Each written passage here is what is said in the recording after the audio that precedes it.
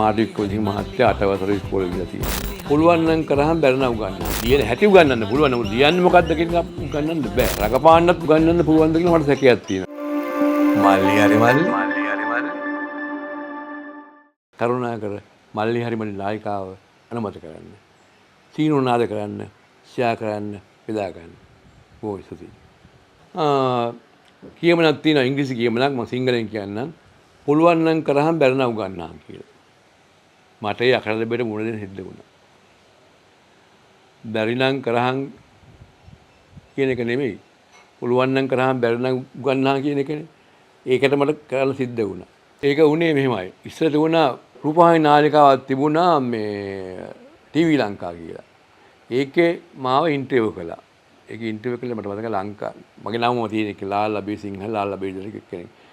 ඒ සමුහ සාකච්ඡා වෙලාවේ මයෙන් ඇහුවා මේ ලංකාවේ ඕගොල්ලන් අපේ කාලේ මේ අපිට හිටපු නෑදෑයෝ යාළුවෝ ඒ කියන්නේ සාහිත්‍යමය වශයෙන් හිටපු යාළුවෝ ආදා කවුද කියලා.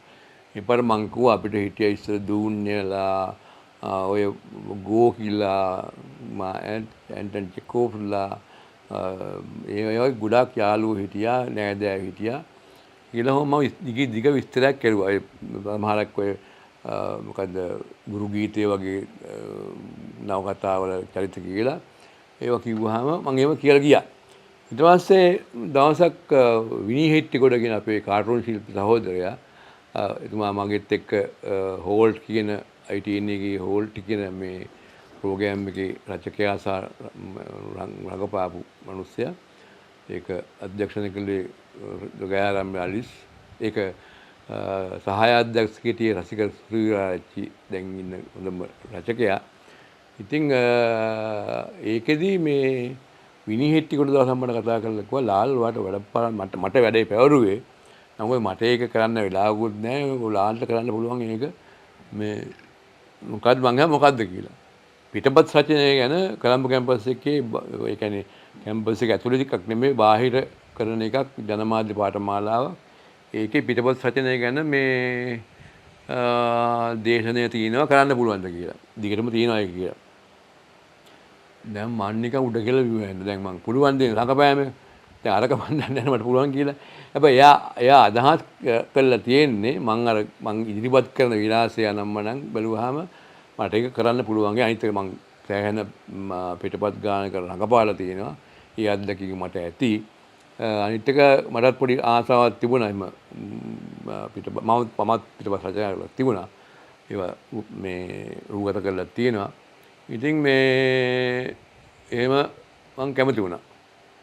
කැමතිලා විශ්වවිද්‍යාලයේ බාහිර කතිකාචාර්යවරයෙක් වශයෙන් මම මේ වැඩ කළා. මට අවුරුද්ද මතක නැහැ. අවුරුද්දක් විතර වැඩ කළා.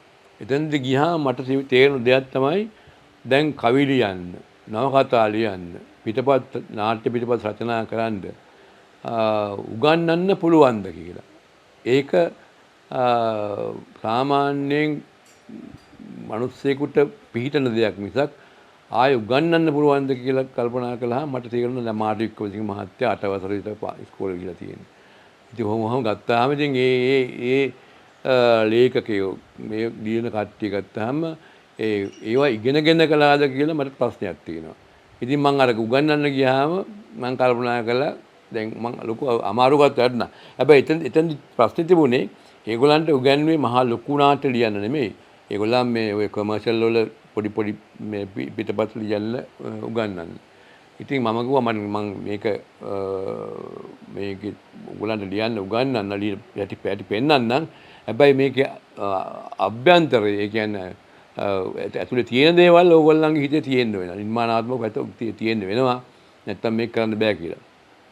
ඉතින් මම උදාහරණයක් වශයෙන් කතා සංකල්ප දෙකක් දුන්නා.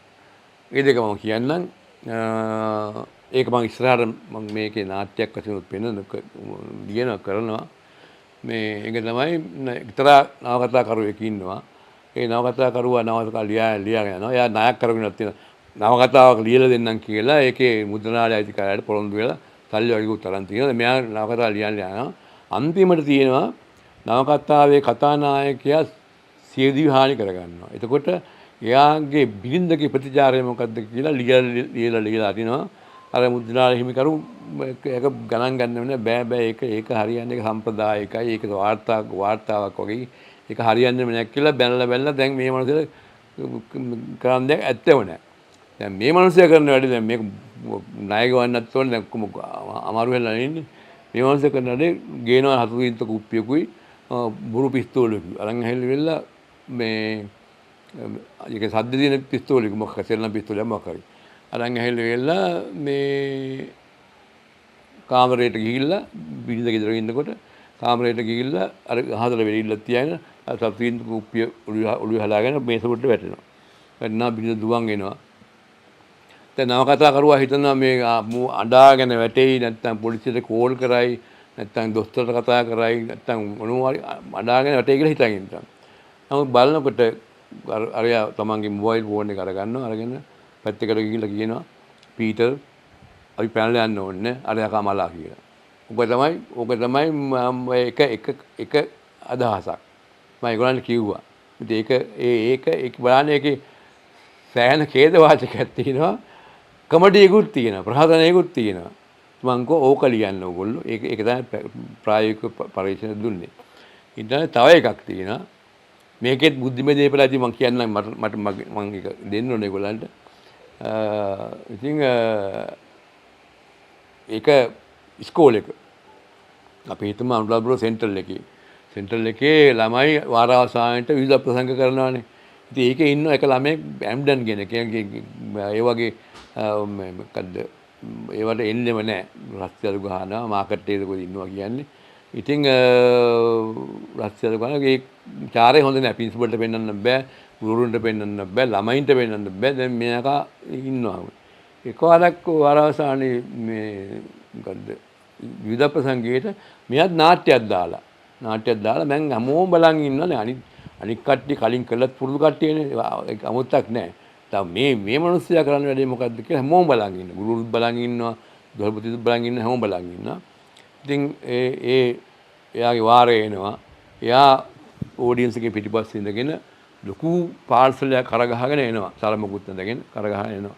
ඇවිල්ලා අරක බොහොම අමාරුවෙන් බිබින් තියලා ඉනෙන් ගන්න කොළ ටිකක් අරගෙන පල්ලෙහාට බහිනවා. බහැලා අර විදුහල්පති ගිහිල්ලා හැමෝටම ගුරු මණ්ඩලේ ඔක්කොම බෙදාගෙන යනවා. 100ක් විතර ඉන්නවනේ. බෙදාගෙන ආයෙ උඩට එනවා.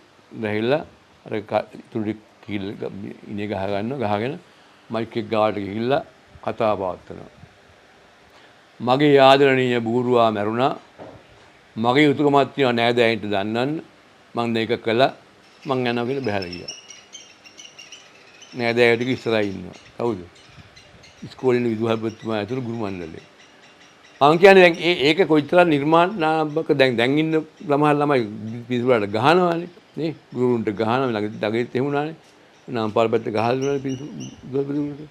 ඉතින් අරක කොයිතරම් නිර්මාණාත්මකද? ඊයෙන් යන්නට එහානේ වැඩි.